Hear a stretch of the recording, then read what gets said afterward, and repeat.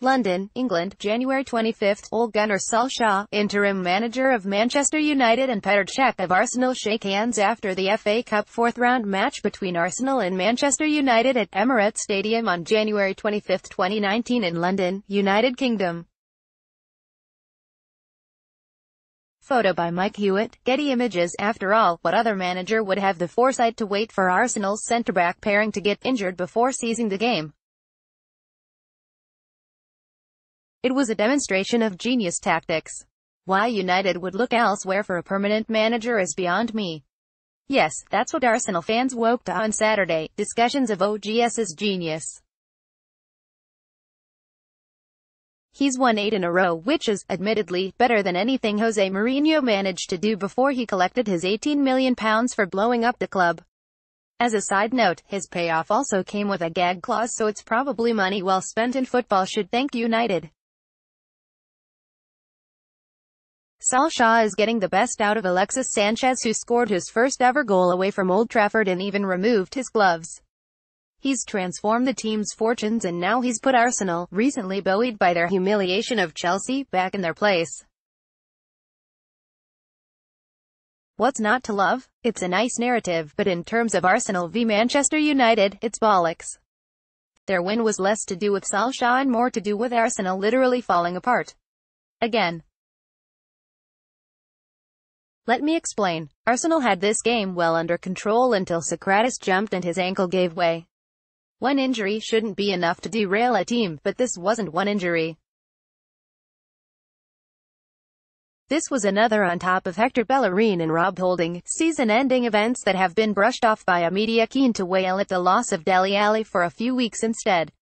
It was no coincidence that Arsenal went behind just 10 minutes after the Greek defender was replaced by Shkodran Mustafi.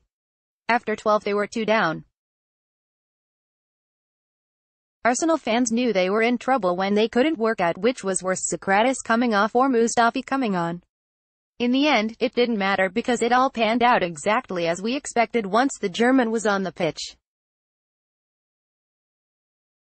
You can tell a lot about how your team played by how you feel at the final whistle. As Arsenal collected yet another defeat to Manchester United, I can't say I was that bothered. If ever there was a result that could be put down to extenuating circumstances, then this was it.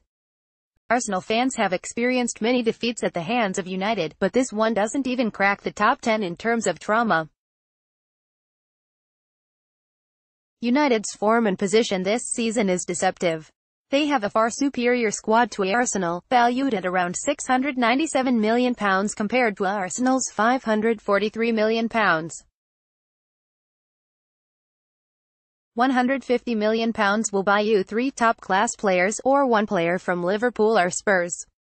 At this level, that makes a massive difference, yet it would have been imperceptible had Arsenal kept Coase and Socrates on the pitch.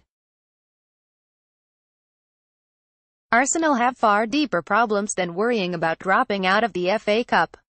Like who they will play in defence against Cardiff on Tuesday night, for instance. As I wrote following Arsenal's win over Chelsea, although Arsenal enjoyed a 22-game unbeaten run this season, there were very real concerns that neither Emery nor the players knew what they were doing as we waited for Chelsea to rock up at Ashburton Grove this weekend.